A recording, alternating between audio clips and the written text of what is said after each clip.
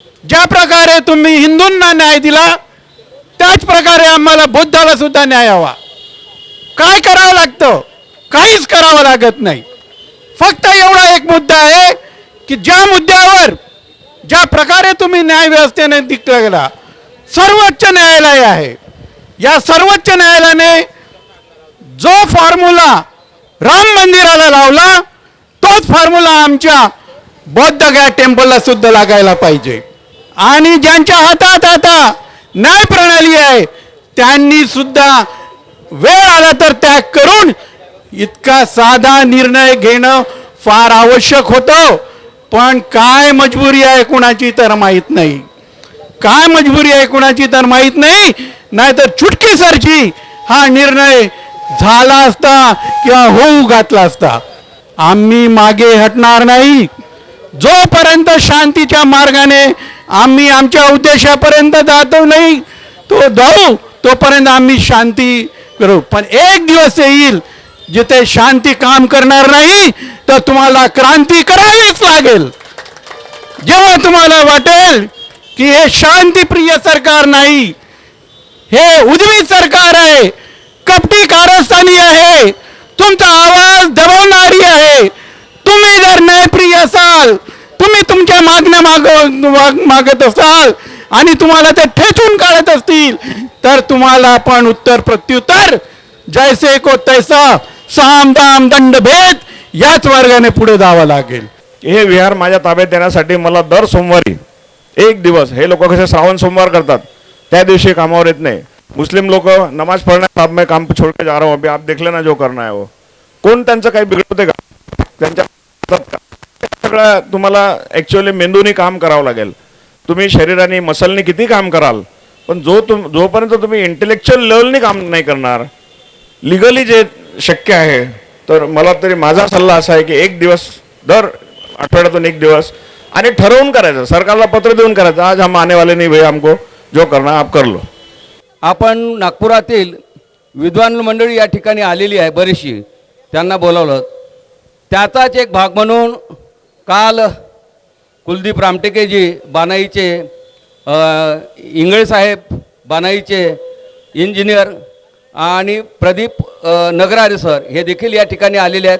अशी बरीच मंडळी आपण सांगू शकतो की या ठिकाणी आलेली आहेत. तर आणि प्रामुख्याने साहित्यिक म्हणून आम्ही विविध प्रकारच्या लोकांना बोलावण्याचा प्रयत्न तर केलात, पण त्याचबरोबर आमच्या आगलावेताई ह्या मात्र तुम्ही एक दिवस काय म्हणता, मी शेवटपर्यंत येतो. एका दिवसाला कसं काय बोलावता? आता असं आहे की आपण येऊ शकता, एवढा आपला अमूल्य वेळ आहे आणि तुम्ही भाग आम्हाला देऊ शकता की नाही देऊ शकत ही शंका होती. परंतु उषाताई बौद्ध आणि सरोजताई प्राध्यापिका सरोजताई आगलावे ह्या मात्र अविरतपणे आम्हाला या सहकार्य करत आहेत. कारण की इतकी विद्वान मंडळी या आंदोलनस्थळी येऊन बसणं, यांच्याकडे टाईम आहे नाही आहे, परंतु त्यांनी वेळात वेळ काढून, ही जिद्द पाहिजे. लहान असो मोठा असो, कार्यकर्ता समजतात. काही लोक काय शिक्षण शिकतात, त्यांच्या अलमारीमध्ये खूप ग्रंथाचे 21 ग्रंथ ठेवतात आणि बरेचसे पुस्तकं काय म्हणतात माझ्याकडे 70,000चे, माझे 80,000चे आहेत, तेवढे वाचते की नाही वाचले माहिती नाही. असे खूप विद्वान आहेत. आंबेडकर साहेब, बाबासाहेब आंबेडकरांचे ग्रंथ आहेत आणि पार्लमेंटचे डिबेट आहेत, असे पुष्कळ ठेवतात. परंतु प्रत्यक्षात आज आम्ही पाहिलेलं 1 महिन्यापासून, पण ज्यांना खरोखरच बौद्ध धम्माबद्दल, आम्ही बौद्ध हो म्हणून कसल्याही प्रकारचा किंतु परंती न सांगता, मी लहान मोठा असं न समजता, आम्ही ज्यांना बोलावलो ती सर्व मंडळी या ठिकाणी आलेली आहेत. काही बोलावण्याने आली तर काही स्वयंस्फूर्तीने आलेली आहेत. तर अशा पद्धतीनं आमचं हे आंदोलन जोर घेत आहे. हे आंदोलन ज्या पद्धतीनं आपण चालू केलं होतं की आपला आंदोलनाचा 29वा हा दिवस असताना या धर्तीवर चालू केलं होतं. 2 फरवरीला लामा, अशोकजी लामा आणि इतर मंडळी निर्णय घेतल्याप्रमाणे 2 फरवरीपासून बुद्धगयामध्ये आंदोलन मोठ्या जोरामध्ये चाललं आणि त्या ठिकाणी अनेक भंतेजी, अनेक बुद्धिस्ट फिलॉसॉफीचे लोक, त्यामध्ये आमचे भीमराव आंबेडकर साहेब या पद्धतीने त्या सर्व त्यांनी सहभाग त्या ठिकाणी दिला. आणि नागपुरातून तर जनता अशी धावून गेली सुरुवातीला की बसच्या बस झालं. कसं आमचं झालं, आमच्या विहाराचं काय चाललं, आमच्या पूर्ण जागृती झाली त्याच्यामध्ये लोकांमध्ये. का BT ॲक्ट काय हेही समजत नव्हतं लोकांना, BTMC ॲक्ट काय आहे, आणि आपला खरोखर पंडित आपल्या याच्यात घुसले असे आम्हाला प्रश्न विचारले. मग त्यांना माहितीच नव्हतं की इतक्या दिवसापासून त्या ठिकाणी पाखंडी लोक आहेत आणि पूजा अर्चना करतात, हवन करतात, त्या ठिकाणी माहीत नव्हतं. परंतु हे 30 दिवसाच्या आंदोलनाने आपण नागपूरभर पोहोचवलं. आणि या ठिकाणी आमच्या ताई आलेल्या आहेत, संध्या राजूरकर आहेत आमच्या ताई, त्या बहुजन सौरच्या संपादिका आहेत. त्याही या सौर पेपरच्या माध्यमातून नागपूरमध्येच म्हणा आजूबाजूच्या खेड्यामध्ये चांगलीच जनजागृती झालेली आहे की महाबोधी बुद्धविहार हे बुद्धांचंच आहे आणि गयामध्ये आहे. लोक एक मिनिट 10 मिनिटाचं दर्शन घेतलं की ते निघाले. त्या तिथे काय एवढं सांगतात मात्र का त्या ठिकाणी पंडित राहते तो बोलावते म्हणून. परंतु ही पद्धती त्यांना माहीत नव्हती की इतक्या दिवसापासून या लोकांचा कब्जा आहे त्या ठिकाणी. आता जर आपण तो इतिहास पाहिला तर मग सम्राट अशोकापासून आपण या ठिकाणी सांगतो आणि बरेचसे विधान त्याच्यावर चांगली स्टडी करून या ठिकाणी मांडलेलं आहे आहे. आता एवढं आपल्याला सांगायची वेळ नाही आणि म्हणून हे सर्वांना माहीत झालेलं आहे. तर अशा पद्धतीचे कब्जे पाखंडी लोक आपल्या विहारावर करुणशाने बसलेले आहेत. आता या ठिकाणी अभ्यासपूर्ण भाषण करताना वक्त्यांनी सांगितलं आहे की आमचं ते मंदिर आमचंच आहे, ते मंदिर आमचंच आहे, ते मंदिर आमचंच आहे. बरोबर आहे. 84,000 गेले कुठे? चैत्याचे आहेत आपले बनलेले, तर हे गेले कुठे? हे आहेत. परंतु आमची मागणी, आता बाकी लोक ठरवतील, पण आमची मागणी ज्या ठिकाणी भगवान बुद्धाला ज्ञान प्राप्त झालं, ज्यांनी आर्य सत्याचा शोध लावला, ज्यांनी अष्टांगिक मार्गाचा शोध लावला, ज्यांनी 10 पारामिता दिल्या, त्या भगवंताचा त्या ठिकाणी त्यांना ज्ञान मिळालं. ते तर प्युअरली बुद्धांचंच आहे. बुद्धाचं तत्व कुठे आणि तुमच्या विष्णूचं अवताराचं तत्व काय अवतार आहे तुमचा ना काय नाही आमचा देणं देणं नाही. परंतु तुम्ही फिलॉसॉफीचं पहा, कमीत कमी तत्व काय आहे, बुद्धाचं तत्व काय आहे, शांतीचं, समतीचं, मैत्रीचं, हे सर्व असताना तुम्ही त्याला अवतारवादी म्हणजे तुम्ही ज्या पद्धतीने ठरवाल ते ठरलं. कारण की तुम्ही जास्त लोक होतात त्या पद्धतीने तुम्ही काही म्हणू शकता त्यांना आणि आम्हाला काही म्हणू शकता, आम्ही कमजोर होतो. परंतु आमचा शास्ता, आमचा बापाचा बाप बाबासाहेब आंबेडकर यांनी आम्हाला या ठिकाणी दीक्षा दिली आणि आम्ही डबल तिबल झालो. पहिले हिमालयीन बौद्ध होते, आजूबाजूला पारंपरिक बौद्ध होते. त्या बौद्धांचं त्यांनाही माहीत नव्हतं. ते येत होते नेहमीप्रमाणे, जगातील लोक येत होते नेहमीप्रमाणे, करोड रुपयाचं दान देत होते त्या ठिकाणी. दान देतात, देत होते नाही देतात, ते सर्व गडप झालेलं आहे, ते आपल्याला माहीत नाही. आणि म्हणून आपला त्यावेळेस जोर पडला नाही. बौद्धच नव्हते तर त्याला कोण पाहणार होतं? त्यांचं अतिक्रम तर साहजिक आहे ना. घर पडलं, घरामध्ये घराची अवस्था झाली थोडीशी तर कोणी घुसेल, कोणी घेईल. मग तो मग घमंडगिरी असो नाही तर मग दुबे पंडित असो, तो अतिक्रमण करून राहीनच त्या ठिकाणी. परंतु बाबा ठीक आहे, आतापर्यंत तू राहिला, आता आम्ही जरा हुशार झालो, आम्ही जाणते झालो, आमचं घर आम्हाला देऊन टाक. साधी मागणी आमची, काहीच नाही. तर हे आपल्याला सर्वाला माहीत आहे की त्या ठिकाणी जर ज्ञानाची जागा आमची आहे, प्रत्येकाचं ज्ञानाचं ठिकाण जे असते आपापल्या धम्म प्रचारकाचं असते. या ठिकाणी शंकरजी, डॉक्टर शंकर खोब्रागडे सर आले आहेत. मी भारतीय बौद्ध महासभेच्या वतीने आणि फोरमच्या वतीने मी त्यांचं स्वागत करत आहो. तर 2 मिनिट. तर या पद्धतीने त्यांनी त्या ठिकाणी जे अतिक्रमण केलेलं आहे आणि अतिक्रमणाच्या नात्यातून त्यांनी काय केलं, त्या ठिकाणी जो उपदेश दिला जातो, ठीक आहे कमिटी कोणती असती आम्हाला चाललं असतं, काही हरकत नाही. कमिटी 4 बौद्धाची असो, 4 बाकी आणखी हिंदूंची असो की ब्राह्मणाची असो आणि 1 कलेक्टरची असो, परंतु त्या ठिकाणी जे भगवान बुद्धाचं तत्वज्ञान आहे ते तत्वज्ञान सोडून तुम्ही दुसरं तत्वज्ञान देता, त्याबद्दल आमचा विरोध आहे. तुम्ही खरे भंतेजी असता तर खरं आमचं भगवान बुद्धाचं जे ज्ञान आहे, भगवान बुद्धाचं जे फिलॉसॉफी आहे ते तुम्ही सांगितलं असतं, ते तिथे होत नाही आणि म्हणून आमचा विरोध आहे. त्या ठिकाणी काय होते, पूजा होते, अर्चना होते, हवन होते, त्यांचे काय म्हणतात ते पूर्ण क्रियाक्रम होतो.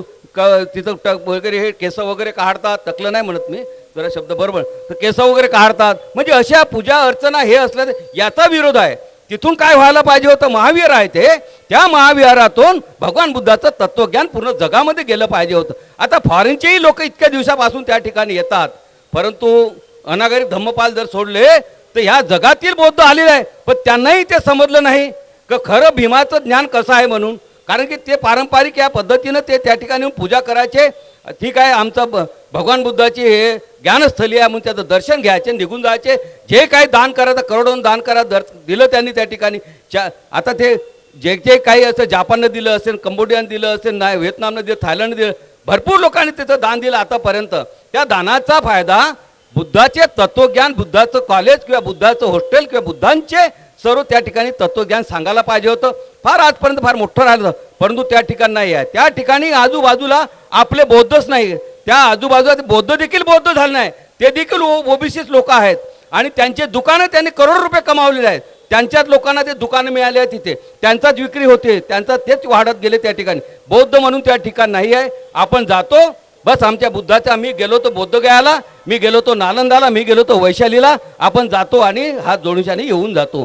परंतु आता खऱ्या अर्थाने क्रांती करायची आहे आपल्याला, बौद्धांना जागृत करायचं आहे. मी आता अलीकडे 1 महिन्यापूर्वी पाहिलेलं आहे त्या ठिकाणी की बिहारमध्ये देखील आता त्यांना माहिती झालं, काही भंतेजी गेले त्या ठिकाणी. आणि आपलं आव्हान होतं की ते आजूबाजूच्या लोकांना, बिहारी लोकांना, UP लोकांना सांगा की आपण बुद्धाचेच आहोत, बुद्ध आहे आणि तुम्ही कमिट्या बनल्या, ते देखील या आंदोलनाला सपोर्ट करता अशी आपल्याला खबर आलेली आहे. तर हा पॉझिटिव्ह आपल्याला धरणे आंदोलन द्यावं लागतं.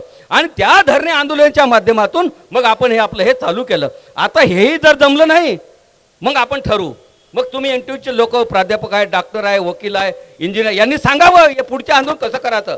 परंतु अभि नाही तो कभी नाही. आता आपल्याला निर्णय करावाच लागेल बागडे साहेब. कोणत्याही परिस्थितीत आता निर्णयाला जावंच लागेल, नाही तर आपल्या जीवनातच फायदा नाही. कारण की बौद्ध असून आपण बुद्धाची ज्ञानस्थली आपण संपादन नाही केली तर आपला जीवनाचा काय अर्थ नाही. चालत जे व्हायचं ते होतं, आपण सर रिटायर्ड आहोत.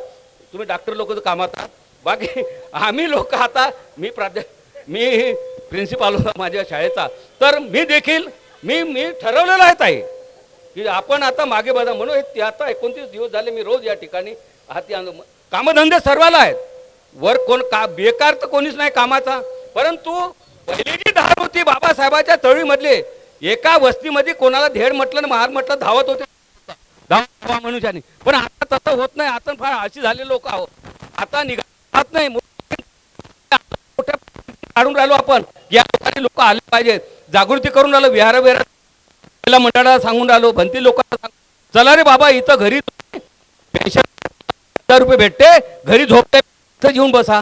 या तर कमीत कमी बसल दिवसभर बसायला आहे काय, हे आव्हान केलं. हे चव्हाणताई जिल्हा परिषदमध्ये होती, बसलेली आहे, आमच्या भारतीय बौद्ध महासभेची कार्यकर्ता आहे. ती बिलकुल पेन्शन घेते. तिला म्हटलं काही टेन्शन नाही, तू इथे ये, तुला दुपारी जेवण बी भेटते आणि तुमचं काय आपलं राहणं भेटते. तर हे आंदोलन करायचे म्हणजे अशी परिस्थिती लोक समजत नाही. नाही तर आज नागपुरात किती लोक पाहिजे होते, हजारोच्या संख्येने या ठिकाणी आपण बसलो पाहिजे होतो, हजारोच्या संख्येने. तर हे अधिक न बोलता इंटेलेक्च्युअल लोक या ठिकाणी थोडीशी पार्श्वभूमी आपल्याला सांगितलेली आहे. या ठिकाणी आमच्या साहित्यिक, दोन्ही साहित्यिक, पत्नी साहित्यिक आणि पत्नी साहित्यिक, पती साहित्यिक, इंटेलेक्ट प्राध्यापक सरोज, पुढचं नाव ठीक आहे, क्रांती सरोज आगलावेत म्हणा. आता लग्न झाल्यामुळे म्हटलं काय नाव लागलं काय बाबा हे विचारतो. हां, तर क्रांती सरोज ताई आगलावे यांची मुलगी या ठिकाणी, यांची सुकन्या या ठिकाणी आलेली आहे. ती देखील वडिलाच्या आईच्या पावलावर पाऊल हळूहळू टाकत आहे. तिला प्रसिद्ध करायचं आहे आपल्याला, म्हणजे वारसा हक्काने तिनं पण आपलं पुढं नाव चालवाल. आणि म्हणून आजच्या क्षणी त्या या ठिकाणी उपस्थित झाल्या आहे. मी ताईंना विनंती करतो क्रांतीला की या ठिकाणी येऊन आपलं मनोगत व्यक्त करावं. प्राध्यापिका क्रांती ताई आगलावे या ठिकाणी येतील आणि या ठिकाणी आपल्या सर्व कार्यकर्त्यांना मार्गदर्शन करेल अशी मी त्यांना विनंती करतो. महाकारुणिक तथागत गौतम बुद्ध, परमपूज्य बोधिसत्व डॉक्टर बाबासाहेब आंबेडकर यांना माझं नमन. इथे उपस्थित भिक्खूगण यांना माझं वंदन आणि माझ्या धम्ममित्रांनो सर्वांना माझा जय भीम.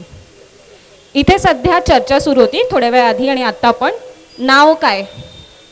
भारतात अशी प्रथा आहेच वडिलांचं नाव लावायचं. एक IAS पोरगी होती, ती आपल्या नावात सांगायची, वडिलांचं नाव म्हणजे ती प्रामुख्याने घ्यायची.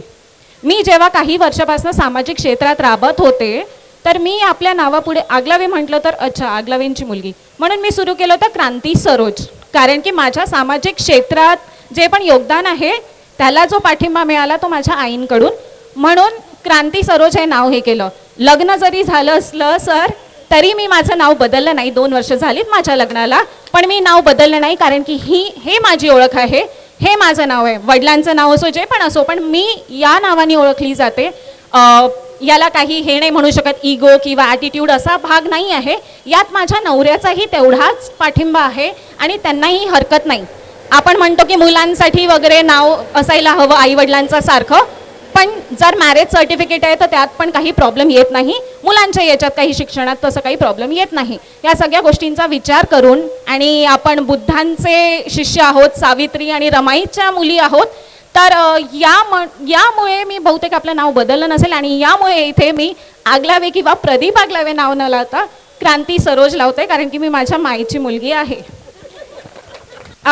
आपण मला इथे बोलायला लावलं. मी तयारीत नव्हते, आणि सर्वप्रथम इथे मी पांढरे कपडे परिधान करून नाही आले, त्यासाठी क्षमा मागते. मी कॉलेजमधून डिरेक्टली आले आहे. आणि आपण जेव्हाही पांढरे कपडे घालून कुणाला बघतो, आपण ओळखून जातो. 14 एप्रिल पांढरे कपडे दिसते, हे बुद्धिस्ट लोक असतील, ती आपली ओळख आहे. आणि म्हणून पांढऱ्या कपड्यांचं वैशिष्ट्य खूप जास्त आहे आपल्या याच्यात. पण मी घातले नाही, त्यासाठी क्षमा मागते. मघाशी उषा आंटी बोलल्या की इथे युवक येत नाही, ही शोकांतिका आपल्या समाजात आहे. मधात एक रील व्हायरल झाली होती हिंदू लोकांची, असं होतं, इंस्टाग्रामवर सुरू होतं. एक भट होता किंवा तो कुठला पॉलिटिशियन होता नाही माहिती, तो काही मुलांना गोळा करतो. अरे हिंदू खतरे में है, हिंदू खतरे में है, सगळ्यांना जमा करतो, आणि ते सगळे मुलं जमा होऊन नारे लावत जातात आणि एकदम रागात असतात. तेवढ्यात त्याचा मुलगा येतो, अरे पापा मेरा फॉरेन जाने का तिकीट हो गया है. तर जेव्हा तो ऐकतो की अरे हिंदू खतरे में है, तर तो आपल्या वडिलांना विचारतो कि पापा हिंदू कैसे खतरे में है, मुझे बताओ, मैं भी आता हूँ अगर हिंदू खतरे में है तो. तर त्याचे वडील त्याला म्हणतात, नहीं बेटा तुम नहीं आओ, तुम फॉरेन जाओ. पण ते बाकीचे मुलं जमा करून तो त्यांना नेतो आणि हिंदू खतरे में है या लढाईमध्ये त्यांना मागे लावून देतो. पण आमच्या मुलांना हे धोरण आम्हाला द्यायचं आहे. आमच्या समाजाचे धोरण पुढे हा जो ताबा आहे आम्हाला आमच्या मुलांच्या हातात द्यायचे, कारण की आमची लढाई जी आहे ही हिंसेची नाही आहे, अहिंसेची लढाई आहे. आम्ही हिंदू खतरे में है असा नारा लावत नाही जात. आम्ही संविधानाच्या चौकटीत राहून आमच्या हक्कांची, आमच्या लढाई आम्ही सुरू ठेवतो. ही एक ऐतिहासिक लूट आहे आमची. ही फक्त एका जागेसाठी लढाई नाही आहे, तर आमच्या आत्मसन्मानासाठी, आमच्या धम्मासाठी ही आमची लढाई आहे. आणि या लढाईसाठी लढायला जरी आम्ही शांततेने करतोय, पण आम्ही दुर्बळ नाही आहोत. आम्ही अहिंसेचा वापर करतोय, पण आम्ही गप्प बसणार नाही आहोत. आम्ही या लढाईला पुढे नेऊ, जसे आमच्या याच्यात होईल. घमंडगिरींना थांबवायसाठी अनागरिक धम्मपाल पुढे आले होते, त्यांना देखील तुरुंगात टाकण्यात आलं. तरीही तेव्हापासून ही लढाई सुरूच आहे. आम्ही हरत चाललो आहे, ठीक आहे, कोर्टाने दिलेला जे पण ऑर्डर आहेत, तरी पण आपली ही लढाई आम्ही सुरू ठेवू. ही आमची भीक नाही मागतो आम्ही, ही आमच्या हक्काची लढाई आहे आणि ही लढाई पुढेच राहील. ज्या लोकांनी इथे योगदान दिले इतक्या दिवसापासनं, मला असं वाटते बहुतांश लोकांना माहिती नसतं की इथे अशा प्रकारचं काहीतरी धोरण, जर ज्यांना माहिती आहे ते इथे पोचलेत. पण मला माहिती होतं, मी बघायचं इथनं जाताना, पण येऊ नाही शकले. आज निश्चय केलाच होता, म्हणजे ठरवलं होतं की आज जायचं आहे आणि बघायचं इथे काय आहे, म्हणून लवकर लेक्चर आटपून मी आले इथे. पण बऱ्याचशा लोकांना ही कल्पना सुद्धा नाही आहे, कारण की सगळ्या आपल्या कामामध्ये, नोकरीच्या व्यापात इतके व्यस्त आहेत. युवा वर्गांची गोष्ट करेल तर पुढे जर आपल्याला हे सगळं करायचं, तर आई वडिलांनाच त्यांना पास ऑन करावं लागेल, त्यांना सांगावं लागेल त्यांच्या मुलांना की यासाठी. बऱ्याच लोकांना हेही नाही माहिती की BT ॲक्टचा आता सरांनी उल्लेख केला, बऱ्याच लोकांना माहिती नव्हतं. लहानपणी जेव्हा आम्ही गेलोही असेल तेव्हा आम्हालाही देखील तेव्हा लक्षात नसेल आलं की अशा प्रकारचं काहीतरी थोटांड तिथे होत आहे. बौद्ध लोकांना तिथे परवानगी सुद्धा नव्हती आत जाण्याची, किंवा एक मूर्ती स्थापन केली तर तिथे अटक केल्या जात होती, किंवा असे काही प्रकार तिथे घडत होते. बऱ्याच लोकांना माहिती नाही आहे. आता लामासारखे, आकाश लामासारखे लोक जेव्हा पुढे आले आहेत, ही चळवळ आता आणखी जेव्हा वाढत चालली आहे, इंटरनॅशनल लेवलवर पोहोचली आहे, तेव्हा लोकांना आता थोडीफार माहिती होत चालली आहे. आपल्याला आणखी लोकांना अवेअर करावं लागेल, एकत्रित यावं लागेल. आणखी या गोष्टीला पुढे पोचवावं लागेल, तेव्हाच आम्हाला जी आमची धम्माची लढाई आहे ती पूर्ण होईल. मला धन्यवाद इथे बोलवलं. माझं नॉलेज या बाबतीत खरंच खूप कमी आहे. आयोजकांना आणि आपण सर्वांचा धन्यवाद जे इथे उपस्थित राहतात सातत्याने, हे भिक्खू वर्ग जे इथे आहेत त्या सगळ्यांचा धन्यवाद की एवढ्या याच्याने आपण तातडीने, म्हणजे एवढं आपण जिद्द जी आहे आपली एका जागेसाठी, आपल्या धम्मासाठी, आपल्या महाबोधी विहारासाठी जी आपली लढाई आहे त्या आपण पूर्णपणे इतका सहभाग आपण दिलेला आहे, तर त्यासाठी धन्यवाद. आणि यापुढे हे मी माझ्या वतीने म्हणते की यापुढे जर कुठलंही काही योगदान युवकांकडून लागेल, मी त्यासाठी माझ्या युवा वर्ग जे आहे त्यांना आणण्याचा पूर्णपणे प्रयत्न करील. ते मग आमच्या कॉलेजचे असो किंवा आमच्या सोशल सर्कलमध्ये असो, यापुढे मी त्यांना आणण्याचं इथे आश्वासन देते आणि इथेच आपले 2 शब्द थांबवते. नमो बुद्धाय, जय भीम. आपण नागपुरामध्ये 1 जुलैपासून महाबोधी महाविहार मुक्त करू आणि दीक्षाभूमीचं विस्तारीकरण करून त्याचं सौंदर्यीकरण ताबडतोब करण्यात यावं. ह्या मागणीसाठी केंद्र सरकार, महाराष्ट्र सरकार आणि बिहार सरकारचं लक्ष केंद्रित करण्यासाठी महाबोधी महाविहार बोधगया येथील आंदोलनाला समर्थन देण्यासाठी नागपुरामध्ये देखील ह्या संविधान चौकात आपण आंदोलन सुरू ठेवलेलं आहे. गेल्या 29 दिवसापासून आपल्याला नागपुरामधील विविध संस्था, संघटना, राजकीय पक्ष, सांस्कृतिक चळवळीमध्ये कार्य करणारे, एज्युकेशनमध्ये विद्यार्थी, वेगवेगळ्या संघटनांच्या लोकांना जागृत करण्याचं कार्य आपण ह्या ठिकाणावरून केलंय. कारण आम्हाला सरकारी नोकरी नाही आहे, पण आम्ही पेशंटचीच, आम्हाला अर्ज पेशंटकडे करावा लागतो की आम्हाला सुट्टी द्या. ते पेशंट बसून आहेत, बागडे साहेबांचे, लहान मुलांचे सगळे असतात आणि प्रत्येकाचा जीव किती महत्त्वाचा आहे. कारण आम्ही कार्डिओलॉजिस्ट, हृदयरोग असल्यामुळे 5-5 मिनिटामध्ये पेशंटची डेथ होऊ शकते. पण तरीसुद्धा एक बाबासाहेबांमुळे आम्ही डॉक्टर झालो, नाही तर आम्ही शेतामध्ये काम करत असतो. आमचे आईवडील शेतामध्ये काम करायचे आणि बाबासाहेबांमुळे MBBSला ॲडमिशन मिळाली, हे सर्व झालं. पण तरी आम्ही समाजाला काही दिलं का? बाबासाहेबांच्या डॉक्टरांनी म्हणा, इंजिनियर लोकांनी म्हणा, प्राध्यापक लोकांनी म्हणा, याचं स्वतः ऑडिट करायला पाहिजे. आपलं स्वतःचं ऑडिट आपण जो करत नाही की आपण किती पैसे कमावले, समाजासाठी किती दिले, समाजासाठी किती वेळ दिला. आता बऱ्याचशा लोकांकडे पैसा राहत नाही, पण बिचारे वेळ देतात, रिटायर झाल्यानंतरही समाजाचं काम करतात.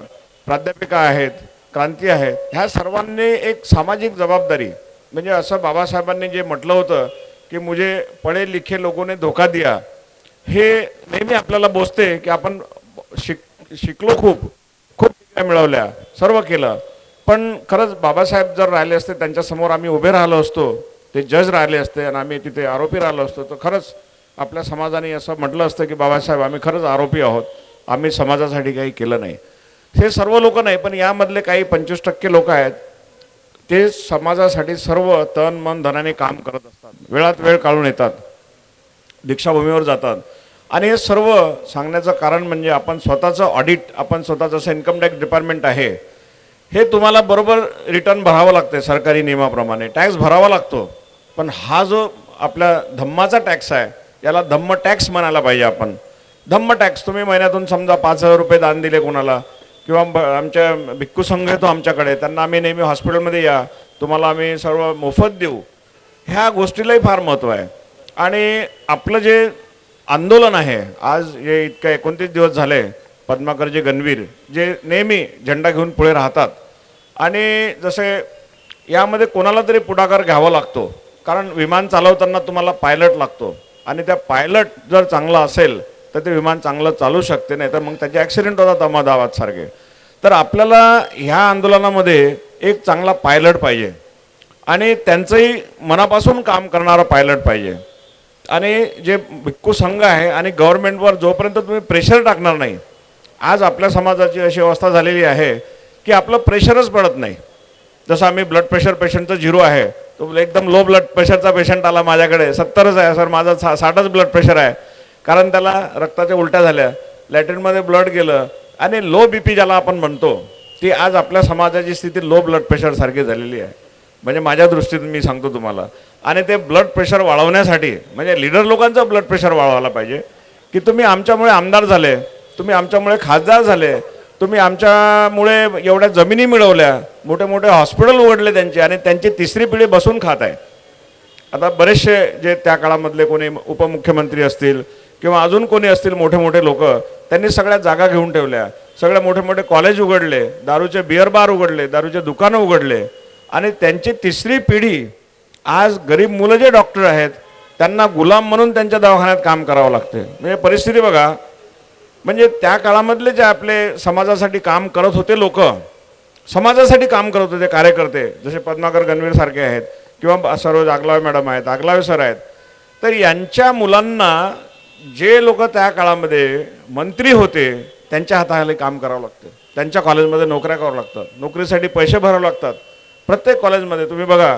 आणि भ्रष्टाचार उघड डोळ्यांनी आपण बघतो, पण आपण काहीच करू शकत नाही. कारण काय आहे की आपलं प्रेशरच वाढत नाही, आणि जोपर्यंत तुम्हाला ब्लड प्रेशर वाढवायचं इंजेक्शन मिळत नाही तोपर्यंत नॉर्मल ब्लड प्रेशर कसं येणार आहे. आणि इतर समाजाने बघा ते सगळे एकत्रित झाले, जसे ब्राह्मण क्षत्रिय वैश्य हे सगळे एकत्र झाले, आणि त्यात शूद्रसुद्धा मिळाले, आणि अतिशूद्रांना वेगळं केलं.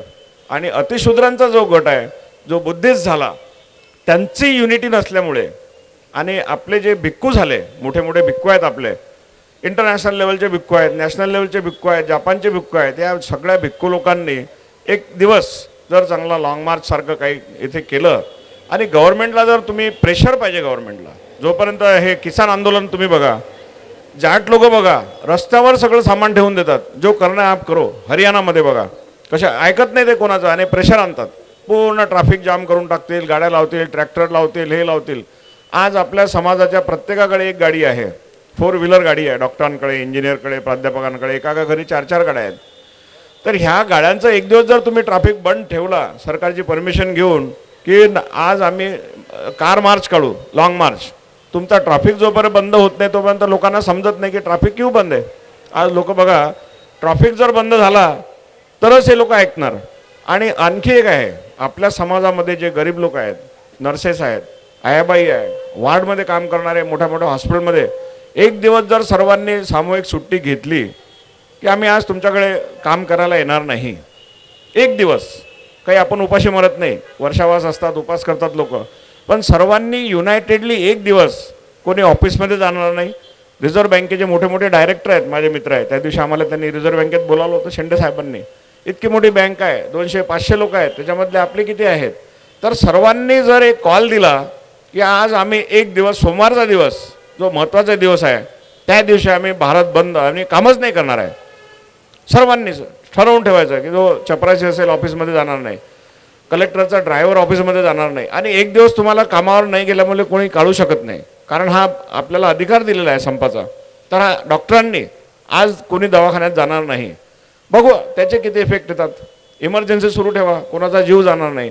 पण जोपर्यंत तुम्ही असा सत्याग्रह नाही करणार, तर असे जे आपण करतो, आज इथे लोक आलेले आहेत, सगळे कामं सोडून बसतात, पण आपलं प्रेशर वाढवायसाठी, जसं आमचा दवाखाना आहे, आमच्या दवाखान्यामध्ये स्टाफ आला नाही, आयाबाई आली नाही, साफसफाई झाली नाही, पेशंटची उलटी साफ झाली नाही, टॉयलेट साफ झाले नाही, नर्स आले नाही, असिस्टंट डॉक्टर आले नाही, तर तुमचं ऑपरेशन कोण करणार. हार्ट ड्रायचा पेशंट आहे, कसा त्याला तुम्ही सांभाळणार. तर तुमचे मग किती तुम्हाला इगो असेल, तर तो तुमचा किती मोठा डॉक्टर असेल, तर त्या डॉक्टरचा इगो जागेवर येतो. गव्हर्नमेंटचे किती मोठे डीन असू द्या, डायरेक्टर असू द्या, पण तुम्ही एक दिवस कामावर नका जाऊ. आणि दर आठवड्यातून एक दिवस सुट्टी घ्यायची, 4 सुट्ट्या असतात, आणि असं डिक्लेअर करायचं आधीच की आम्ही कामावर येणार नाही, आज आम्ही उपास राहू, नका देऊ आम्हाला पगार, नाही आमचं इन्कम होईल डॉक्टर लोकांचं. पण इंजिनियर, डॉक्टर्स, वकील, जसं बाबासाहेबांनी म्हटलं होतं की ज्या समाजामध्ये 10 डॉक्टर्स आहेत, 20 वकील आहेत आणि 30 इंजिनियर आहेत, किंवा 30 इंजिनियर, ते बाबासाहेबांनी म्हटलेलं आहे की त्या समाजाकडे कोणाची हिंमत होणार नाही की डोळे वर करून बघायचे. पण आपल्याकडे, माझ्याच घरी 13 डॉक्टर्स आहेत, कोणाकडे 5-5 इंजिनियर्स आहेत. पण आपली परिस्थिती काय आहे, समाजाचा आपला नाळ तुडलेला आहे, समाजात आपण राहायची इच्छा होत नाही. एकदा आपण इंदोऱ्यातून बाहेर निघायचे प्रयत्न करतात लोक, मग त्यांना बजाज नगर पाहिजे, रामदास पेठ पाहिजे, मोठ्या मोठ्या ठिकाणी बंगले बांधायला पाहिजे. पण आणि ते बंगले बांधल्यानंतर हार्ट अटॅक येतो पेशंटला. माझा एक पेशंट आहे, त्यांनी 50 लाखाचं घर बांधलं, टेन्शनमुळे हार्ट अटॅक आला, ते घर तसंच गेलं. तर ह्या 50 लाखाची काही किंमत आहे का? आणि घरात राहता किती वेळ तुम्ही? 8 तास. 4 कुत्रे बाहेर आहेत, 4 गाड्या बाहेर आहेत, ह्या सगळ्या. पण इतर समाज कसा आहे, पंजाबी लोक बघा, ते मोठे घर नाही बांधत. ते काय करतात, त्यांच्या समाजात जर मुलगा नाही झाला, मुलगी नाही झाली, तर पूर्ण त्यांची प्रॉपर्टी गुरुद्वाराला दान देऊन टाकतात. दान देतात ते सगळे लोक. आणि दान दिल्यामुळे काय होतं, त्यांचे गुरुद्वारे किती मोठे मोठे आहेत. आणि बाहेरचे लोक, आज समजा नवीन मुलगा, त्यांचं लग्न झालं पंजाबमध्ये, त्यांना फिरायला यायचं नागपूरला, ते हॉटेलमध्ये नाही राहणार, सेंटर पॉईंटमध्ये. ते कुठे राहतील? गुरुद्वाऱ्यामध्ये राहतात. आणि गुरुद्वाऱ्यामध्ये राहून नंतर ते काही 25-30 हजार रुपये त्या गुरुद्वाराला देणार. त्याचा आणखा विकास होतो, आणखी गुरुद्वारे तयार होतात. पण आपल्या समाजामध्ये आपल्या भिक्खू लोकांना सुद्धा सिक्युरिटी नाही आहे. माझ्याकडे भिक्खून येतात, रडत रडत येतात की आम्हाला त्या विहारातून काढून दिलं आहे, त्या विहारातून काढून दिलं आहे. आणि खरंच म्हणजे भिक्खू लोकांची अवस्था फार वाईट आहे. भिक्खुनी लोकांची अवस्था वाईट आहे. जेव्हा ते आजारी होतात, त्यांच्याकडे पैसे राहत नाही, त्यांच्याकडे कोण लक्ष देत नाही, कोणी जेवण देत नाही. आणि आपण खूप मोठं सांगतो की मी बुद्ध झालो, मी बुद्ध झालो, I am Buddhist, I am Buddhist. आपण सगळे कम्फर्ट झोनमध्ये आहो, AC मध्ये राहतो आपण. आणि ते भिक्खू लोकांचे आणि गरिबांचेच मुलं भिक्खू बनतात. कोण्या डॉक्टरांचे, कोण्या वकिलांचे मुलं भिक्खू बनत नाही. आणि त्याच्यामुळे काय झालं की आपला जो बुद्धिस्ट समाज आहे याचं प्रेशर पडत नाही लोकांवर. आज तुमच्याकडे किंवा कोण्या एखाद्याकडे एखादा भीती दाखवणाराला ज्योतिषी, तो भीती दाखवतो, त्याला 500 रुपये देतात लोक. आणि भिक्खूला बिचाराला 10 रुपये देत नाही. तर आपल्याला विहारासाठी आपल्या जर ताब्यात आलं ते तिथचं बुद्ध विहार, तर त्यामध्ये जपान, कंबोडिया, ब्रह्मदेश हा सगळ्यात दान देणारा देश आहे. आणि तिथे हे लोक अफरातफरी करतात, पूर्ण हिंदुत्वाचं तिथे पालन करायला शिकवतात, पंडे लोक आहेत. तर ह्या सर्वांना आपल्या लोकांना अवेअर करायला पाहिजे. आणि मला तसं वाटते की यामध्ये सगळ्यांनी, माझं एकच आहे की तुम्ही जोपर्यंत प्रेशर देणार आहे कोणत्या गोष्टीचं, तोपर्यंत सरकार आपल्याला ऐकत नाही. त्यांना वाटतं इथे राहा, उपाशी राहू द्या. आता करोना काळामध्ये पाहिलं, कितीतरी लोक रेल्वेच्या रुळावरून मरण पावले, किती गरीब लोक मरण पावले, लाखोनी मरण पावले. पण सरकारने गरिबांकडे लक्षच नाही दिलं आहे. सगळ्या व्हेंटिलेटर त्यांनी विकत घेतले, कोणत्या क्वालिटीचे घेतले, त्यांचं ऑडिट होत नाही. आणि सगळ्या गोष्टी त्यांच्या दाबल्या जातात. आणि ते कावडचे पहा तुम्ही, आता कावड यात्रा, प्रोटेक्शन आहे. ते रस्त्यात कोणाची गाडी लागली तर त्याला गाडीला तोडफोड करतात. पण आपल्या बुद्धिस्ट प्रिन्सिपल म्हणून आपण हिंसा करत नाही. आपल्याला हिंसा करायची जरूरतच नाही आहे. एक दिवस तुम्ही कामावर जाऊ नका. दर सोमवार दिवस ठेवा. मी त्यामध्ये सोमवारची सुट्टी घेईल. सगळ्या लोकांनी सुट्टी घ्यायच्या. बागडेसाहेब सुट्टी घेतील, कॉर्पोरेशनचे लोक सुट्टी घेतील, बँकेचे लोक सुट्टी घेतील. आणि दर शनिवारी काम बंद आंदोलन ठेवा.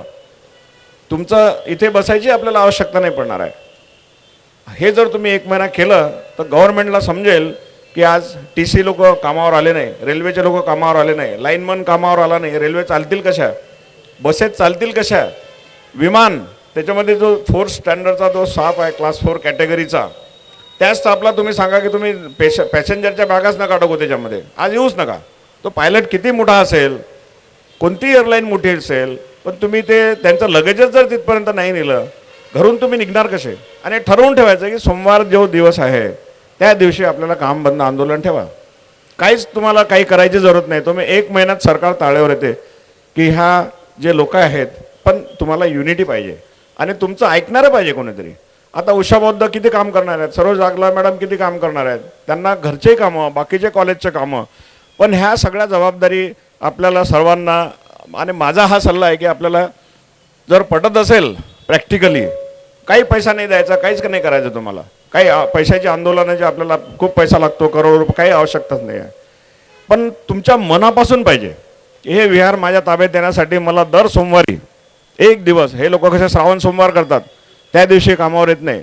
मुस्लिम लोक नमाज पढ़ने साहब मैं काम छोड़ के जा रहा हूँ, अभी आप देख लेना जो करना है वो.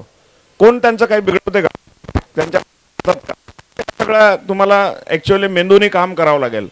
तुम्ही शरीराने मसलनी किती काम कराल, पण जोपर्यंत तुम्ही इंटेलेक्च्युअल लेवलनी काम नाही करणार, लिगली जे शक्य आहे, तर मला तरी माझा सल्ला असा आहे की 1 दिवस, दर आठवड्यातून 1 दिवस, आणि ठरवून करायचं, सरकारला पत्र देऊन करायचं, आज हम आने वाले नहीं भैया, हमको जो करना आप कर लो.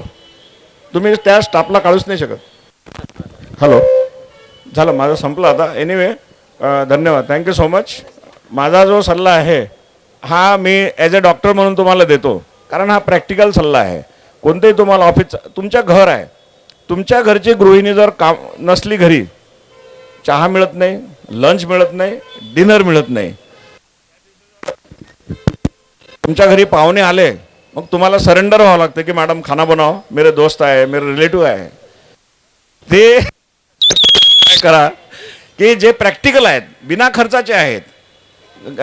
त्यामुळे काय होईल, आणि भिक्खू संघ तर बिचारा उपाशीच राहतो, त्यांना एकदाच जेवण मिळते. आणि त्यांच्या तब्येती, ह्या सगळे जे मोठे मोठे लोक आहेत आपल्या समाजातले, यांना तुम्ही रिक्वेस्ट करा कि जैसा आता आमचे शेंडे साहब हैं, मैं त्यांना सांगू शकतो कि सर एक दिन आप काम पे मत आओ, आपके स्टाफ को भी छुट्टी लेने लगाओ, करो काम.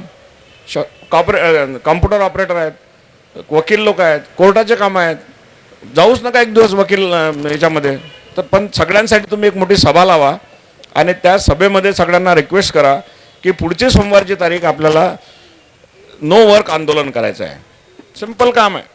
बघा त्याचं कुठपर्यंत जाते, त्याची तुमची कॉग्निजन्स कुठपर्यंत सेंट्रल गव्हर्नमेंट ये लोग क्यों काम पे नहीं आ रहे. चला anyway, thank you very much. Sharada मनोगत व्यक्त करण्याकरता प्राचारण करतो आदरणीय डॉक्टर सुचित बागडे सर. जगात समता, स्वातंत्र्य, बंधुता ही मानवी मूल्याचा स्वीकार करणारी सर्वात महत्त्वाचा धम्माचा मार्गाने चालणारे लोक म्हणजे बुद्धिस्ट लोक. आणि या सर्वांचा स्वाभिमानात असलेला केंद्रबिंदू जर असेल तर तो आमचं बौद्धगयाचं महाविहार. जगातला सर्वांना माहीत आहे की हा तथागत भगवान गौतम बुद्धाचं महाविहार आहे. तरी पण इथल्या वैदिक संस्कृतीतील महान लोक जे कपटी आहेत, ज्यांच्या स्वभाव गुणातच कपट आहे, कारस्थान आहे, अशा लोकांनी फार पूर्वीपासनं तिथे अंशतः आपला कब्जा केलेला आहे. ही विरासत बुद्धाची, भगवान गौतम बुद्धाची आणि आपण सर्वांची असल्यामुळे जसं सर्व धर्मीयांचं प्रार्थनास्थळे असो, मंदिर असो, मस्जिद असो, तिथे त्या धम्माच्या लोकांचंच प्रशासन असतं. तर ती एवढी छोटी मागणी आमच्या समाजाची आहे. परंतु हे निर्लज्ज मूर्ख सरकार, ज्यांचे हात पाय सर्व प्रशासनात आहेत, ते आम्हाला शांतीच्या मार्गाने आमच्या मागण्या पूर्ण करायच्या विचारात दिसत नाही. कितीतरी आता आपण पाहिलंय, राम मंदिर बांधलं, मस्जिद तोडली, राम मंदिर बांधलं. पूर्ण जगाच्या पाठीवर असा निर्णय झालेला नाही, एव्हिडन्स बेस्ड न्याय मिळत नाही. पण सुप्रीम कोर्टाच्या सर्वात मोठ्या जजने असा निर्णय दिला की लोकांच्या भावना आणि याच्यावर राहून त्यांनी तो निर्णय दिला. या निर्णयाचा पूर्ण जगात धिक्कार केलाय. आमच्या न्यायपालिकेचे चिथडे उडाले. पण तरी पण फक्त समाजाचं हित आणि अशांती नको व्हायला म्हणून जे विरुद्ध पार्टी होती, विशेषतः मुस्लिम धर्मीयांनी पूर्ण भारतातच नव्हे तर जगात शांती ठेवली.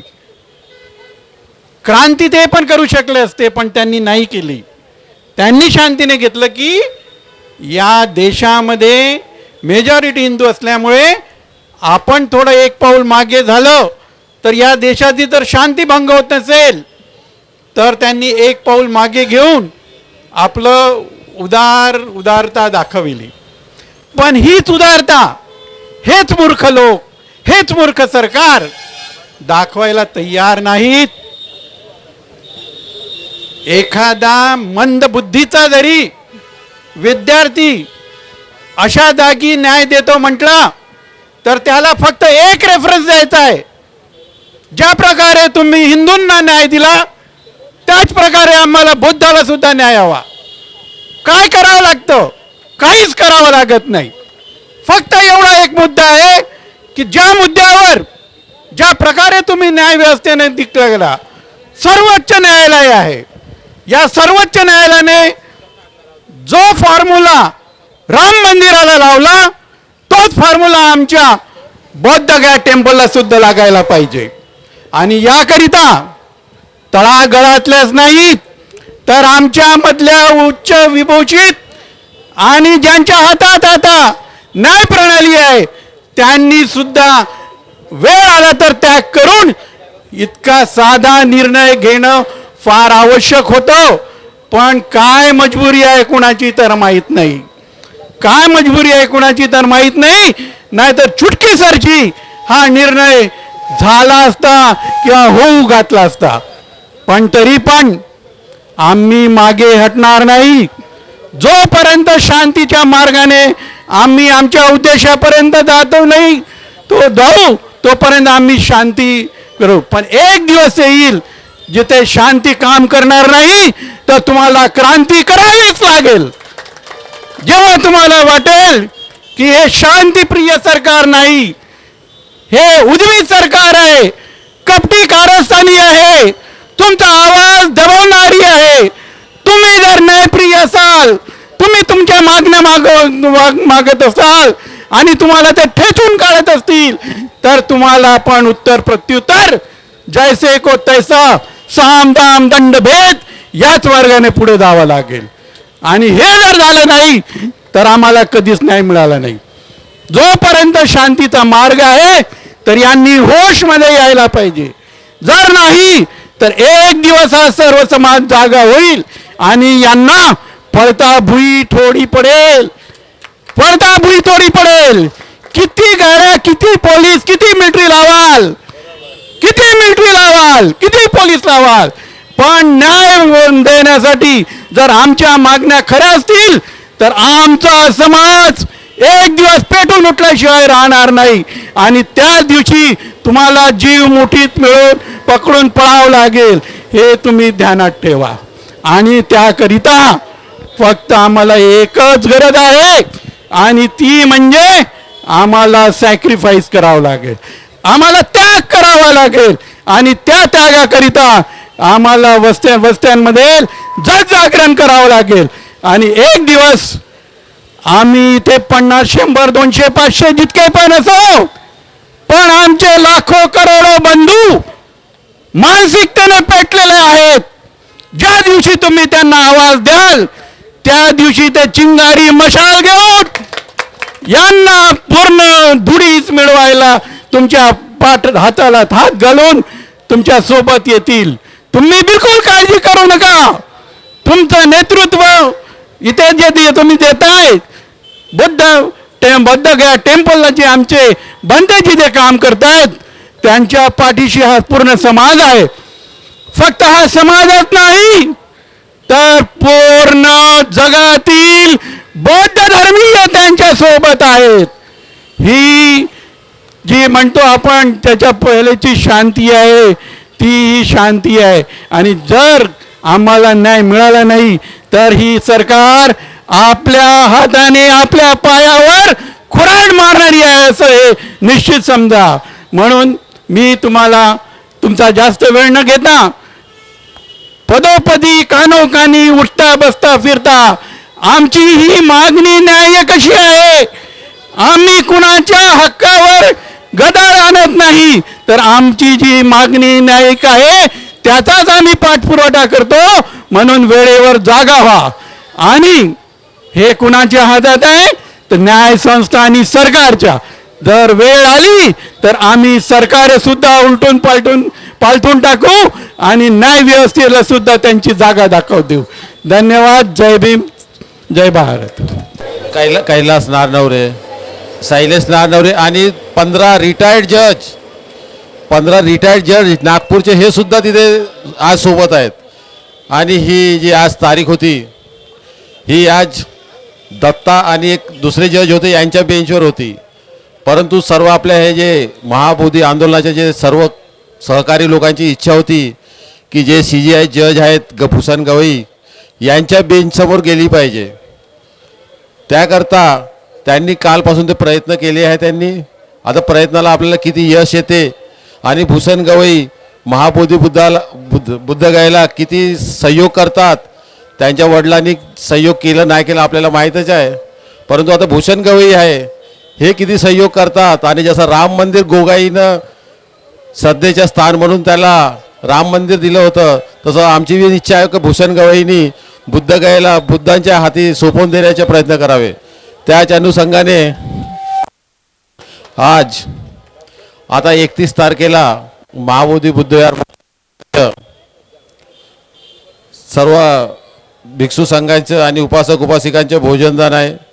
त्याकरता पौर्णिमा महिला बुद्ध विहार संत गजानन नागपूर यांनी 7,050 रुपये इथे दान दिलेले आहेत. करिता मी इथे बोलवतो त्यांना यशवंत गजभिये, पुष्पा गजभिये, कमल गजभिये, गीता भगत आणि वंदना मोडकर यांनी इथे यावे आणि डॉक्टर तक्षशील यांच्याकडे वासनिक यांच्याकडे या कार्यक्रमाकरता दान देण्यात. विश्वाला शांतीचा मार्ग देणारे तथागत भगवान गौतम बुद्ध, परमपूज्य डॉक्टर बाबासाहेब आंबेडकर यांना नमन करतो. भिक्षू संघाला वंदन करतो. इथे उपस्थित उपासक उपासिका, माझे मित्र पद्माकर गणवीर, मी एक वेगळ्या विषयावर बोलायला इथे उभा आहे. वेगळा विषय म्हणजे या आमच्या दीक्षाभूमीला सरकारने ज्या प्रकारे वाढीत टाकलेलं आहे.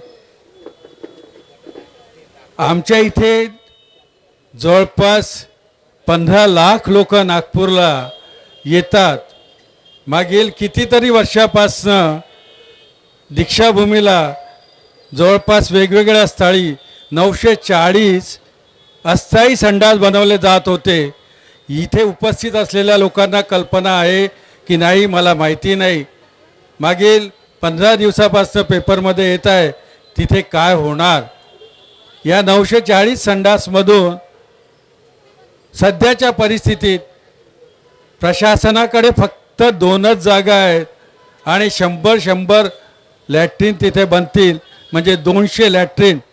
आज मला एक सांगा, 10 वर्षाआधी 940 होते, त्याचं बायफर्केशन पण माझ्याकडे आहे.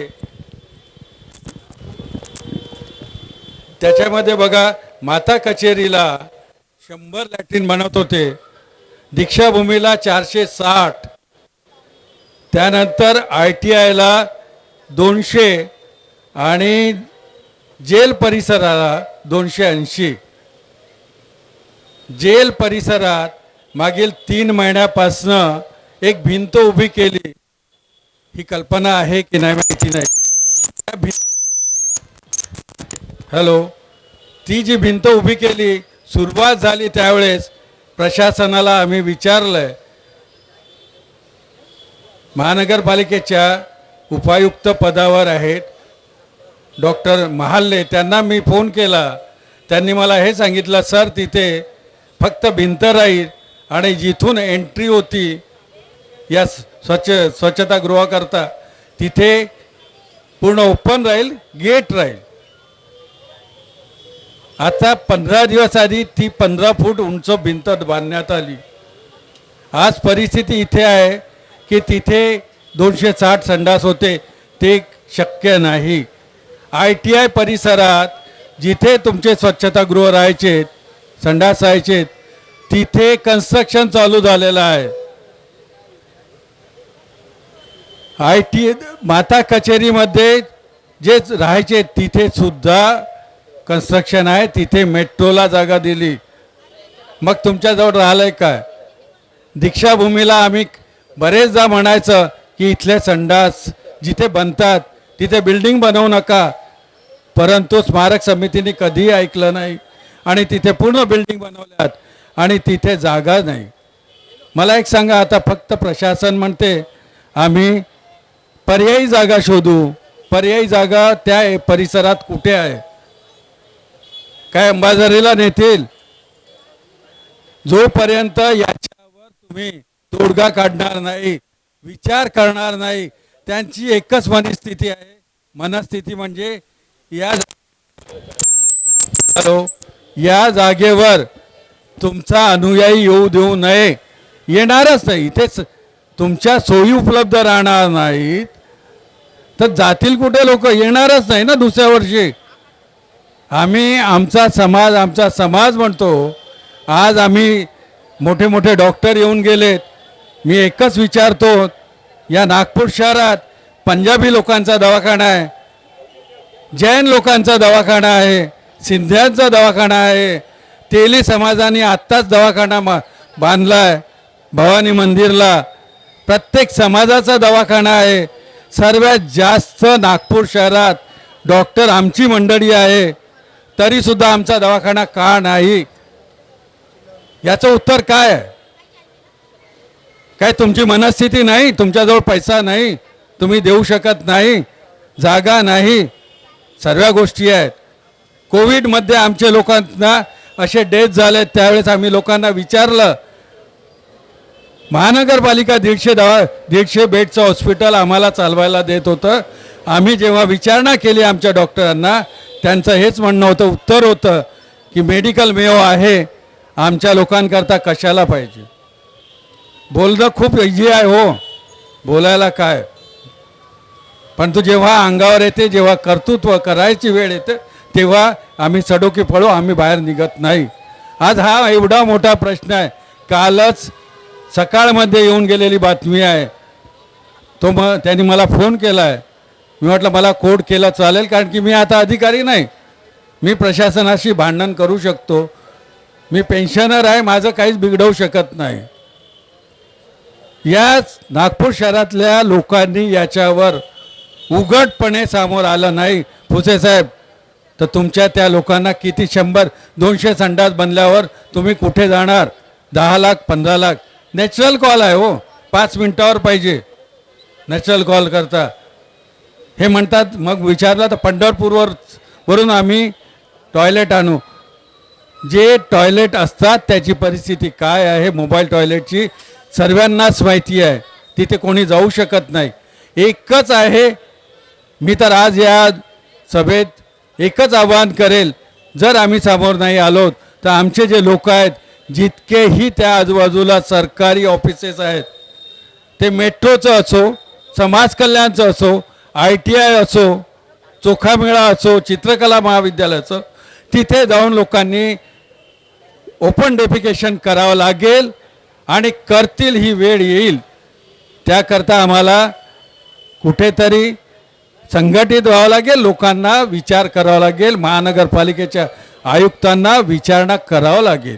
शेवटच्या दिवशी, ज्या दिवशी विधानसभेचा शेवट होता, त्या दिवशी माननीय नितीन राऊत सरांनी एक लक्षवेधी लावली. इथून आम्ही काही रिपोर्ट्स पाठवलेत आणि त्या लक्षवेधीमध्ये सरळ त्यांनी बोललेत की हे सर्व जे कारस्थान चालू आहे हे दुसऱ्या भूमीचं आहे, संघभूमीकडून येत आहे. इथे त्यांची इच्छा आहे की कुठल्याही परिस्थितीत आमची जनता इथे येऊ नये. आणि हे जर तुम्ही आता वेळेवर त्यांना उघड नाही केलं आहे, नागपूर महानगरपालिकेच्या आयुक्तांना जर आम्ही प्रश्न नाही विचारलेत, किती दिवस झाले तो, आजची 29 तारीख आहे, 2 तारखेला 2 ऑक्टोबरला दसरा आहे आणि अजूनही त्यांनी कुठलीही व्यवस्था तयार केलेली नाही. त्या उलट 7,500 करोड कुंभमेळ्याला देतात. आता नाशिकला कुंभमेळा आहे छोटा, त्यात 4,000 करोड महाराष्ट्र शासनाने सँक्शन केलेत. 3,000 करोडचे टेंडर फ्लोट झालेत 5 जुलैला आणि तुमच्या अजून काहीच झालेलं नाही. आम्ही गप्प का इतकं कोल्ड ब्लडेड आहोत का? आमचं रक्त एकदम गाठून गेलं आहे का नागपूर शहरातल्या लोकांचं? आज नागपूर शहरात हजारोनी डॉक्टर आहेत, हजारोनी वकील आहेत, हजारोनी प्राध्यापक आहेत. काय करतायत? आम्ही 1 महिन्यापासून लोकांना फोन लावतो आहे, मीटिंग लावू, आपण जाऊ, आज आयुक्तांना विचारू, कोणी काही करायला तयार नाहीत. असं वाटतं का तुम्हाला ही दीक्षाभूमी जी आहे बंद झाली पाहिजे? जेव्हा मी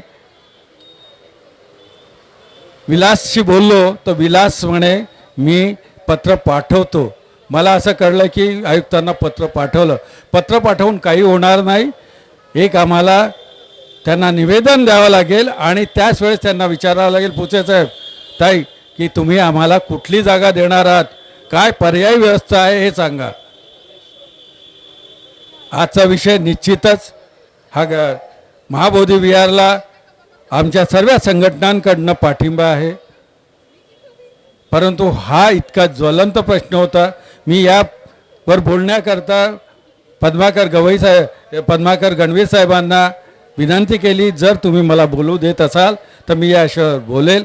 आणि मला असं वाटतं की हा अत्यंत गंभीर प्रश्न आहे. जोपर्यंत तुम्ही याच्यावर चर्चा करणार नाहीत, एकत्रित येणार नाही, तोपर्यंत शक्य नाही. या शब्दात नेहमी मी म्हणतो की डॉक्टर लोक बाहेर येत नाहीत. डॉक्टर लोकांना फक्त आणि फक्त डायस पाहिजे, त्याच्या पलीकडे काही नको. माईक पाहिजे, डायस पाहिजे, दवाखाने पाहिजे, माझा माझा माझा. आम्ही करतो, आमची संघटना आहे बहार फाउंडेशन. 3 वर्षापासून नागपूर शहरातल्या लोकांना, सिकल सेलच्या लोकांना आम्ही आतापर्यंत 27 कॅम्प लावलेले आहेत. आम्ही सातत्याने कॅम्प लावतो, सातत्याने सिकल सेलच्या पेशंटला मोफत 1 महिन्याचं औषध देतो. आज IGMCमध्ये 3 दिवसाचं औषध दिलं जातं. मेडिकल कॉलेजमध्ये आमचा डीन असूनसुद्धा 3-4 महिने औषध उपलब्ध नव्हतं. जेव्हा त्यांना लोक म्हणजे व्हिडिओ पाठवले त्यांच्याकडे, तेव्हा कुठे, आता सध्या परिस्थितीत त्यांनी औषधं मागवलेत. ही परिस्थिती आमच्या डॉक्टरांची. आमचा डॉक्टर असूनही साध्या त्या सिकल सेलच्या लोकांना औषधं दिल्या जात नाही काय? आमच्या संघटनेने आजच मला अमरावतीवरून फोन आला, तिथे या म्हणून. याच आठवड्यात आम्ही बानाईला प्रत्येक रविवारला आम्ही शिबिर घेत आहोत. प्रत्येक रविवारला सिकल सेलच्या पेशंटच्या चाचण्या होतात. CBC आम्ही फ्री करतो. रक्तसुद्धा मागच्या रविवारला 4.4 ग्रॅमची एक पोरगी आली, 4.4. काय परिस्थिती असेल विचार करा. औषधं मिळत नाही आहेत. 1 महिन्याचं औषध. आपल्या ताई आणि आम्ही लोक, वानखेडे साहेब आहेत, तुमचे सर्व लोकांची एक संस्था आहे आणि त्या संस्थेमार्फत 3 वर्षापासून मला असं वाटत नाही की नागपूर शहरातच नाही, पूर्ण भारतात सिकल सेल करता मोफत 3 वर्षापासून औषध आणि इतके कॅम्प लावणारी कुठलीही संस्था नसेल. तुमच्याकडे कोणी असेल तर माझा नंबर घ्या, तुम्ही मला कॉन्टॅक्ट करा. आम्ही तुम्हाला त्या पेशंटला, जवळच्या पेशंटला मोफत औषधं देत असतो. डॉक्टर लोकांना वेळ जरी नसली तरी डॉक्टर लोकांना सामाजिक भान आहे हे आम्ही निश्चितच समजतो. डॉक्टर लोक आहे त्यांचे दुहेरी कार्य असते. एक आलेल्या पेशंटला नाही का जीवदान देणं म्हणा किंवा काय. आता परवाच मी ह्या ठिकाणी आंदोलनामध्येच माझी एकदम तब्येत सिरियस झाली. डॉक्टर लोकांनी धावून मला ट्रीटमेंट दिली, त्याच्यामुळे कदाचित मी 2 दिवसामध्येच तंदुरुस्त झालो. डॉक्टर लोकांना जरी इथं आंदोलनात किंवा कुठं जाण्यास वेळ नसली तरी त्यांचं लक्ष पूर्ण असते. महाबोधी महाविहार आंदोलन तुम्हाला माहिती असेल, बोधगयेला ह्याच डॉक्टर लोकांच्या चमूने उर्फांच्या नेतृत्वामध्ये आम्हाला ज्या तिथले आंदोलनकारी जे लोक असतात त्यांच्यासाठी ड्रिंक्स म्हणजे सॉफ्ट ड्रिंक्स म्हणजे पूर्ण पेटारे भरून माझ्याजवळती पाठवले डॉक्टर लोकांनी. डॉक्टर लोकांचं मानावं तेवढा म्हणजे धन्यवाद कमीच. अशोकजी उरकडे सर, आपण महानगरपालिकेचे उपायुक्त होतात आणि आपलं भरपूर काम आहे. महानगरपालिकेमध्ये आपण ज्या पद्धतीने काम केलं, महानगरपालिका म्हणजे सेवकच आहेत, त्या ठिकाणी सेवा करण्याचा फार मोठा एक आपल्याला भाग आहे आणि तो पार पाडलेला आहे आपल्या आयुष्यात. आता देखील आपण जागृत आहात. उपायुक्त पुष्कळ झालेले आहेत आणि आयुक्त झालेले आहेत, IAS झाले आहेत, परंतु आपण ज्या पद्धतीनं काम केलं, आपला मुद्दा असा आहे की आपण या ठिकाणी तो देखील मुद्दा घेतलेला आहे. महाबोधी बुद्धविहाराच्या बरोबर आपला दुसरा मुद्दा, दीक्षाभूमीचं सौंदर्यीकरण झालं पाहिजे. दीक्षाभूमीमध्ये सुखसुविधा ज्या काही आहेत, नागरिक सुखसुविधा ह्या मिळायला पाहिजे. आणि याला घेऊन आपली तळमळ आहे ती अत्यंत वाजवी आहे. आणि त्याच याच्यामधून आपण जेव्हा कधी जाण्याचा प्रयत्न कराल, कशा पद्धतीनं आपल्याला या येथील कमिशनरला भेटता येईल, कुठपर्यंत त्या दीक्षाभूमीचं सौंदर्यीकरणाचं काम आलं आणि कुठेपर्यंत त्या दीक्षाभूमीमध्ये सुख सुविधा करता काय चाललेलं आहे याचा फॉलोअप करण्याकरता लगेच आपण आम्हाला बोलवा. आम्ही आमच्या शिष्टमंडळासोबत, आम्ही भारतीय बौद्धच्या सदस्याच्या सोबत आपण तुमच्याकडे येऊ. कारण की हा महत्त्वाचा मुद्दा आहे, ज्वलंत मुद्दा आहे. आणि म्हणून तुमचे फार धन्यवाद देतो. मागच्या वर्षी जे आंदोलन झालं होतं दीक्षाभूमीला 1 जुलैला सर्वांना माहीतच आहे. परंतु आपल्याला एक सांगू इच्छितो, जसं आपण BT ॲक्ट रद्द करण्याकरता आंदोलन करत आहोत, त्याच प्रकारे दीक्षाभूमी स्मारक समिती बरखास्त करण्याकरता पण आपल्याला आंदोलन करावं लागेल. कारण गवईनी, रासू गवईनी त्याला आपली संपत्ती बनवलेली आहे. आणि आता काही दिवसा अगोदर RSS वाले लोक आपली मीटिंग घेऊन राहिले त्या स्मारक समितीमध्ये, आणि आम्ही लोक झोपलेलो आजपर्यंत एवढे दिवस. म्हणून स्मारक समिती बरखास्त केल्याशिवाय आपल्या दुसरा पर्याय नाही आहे.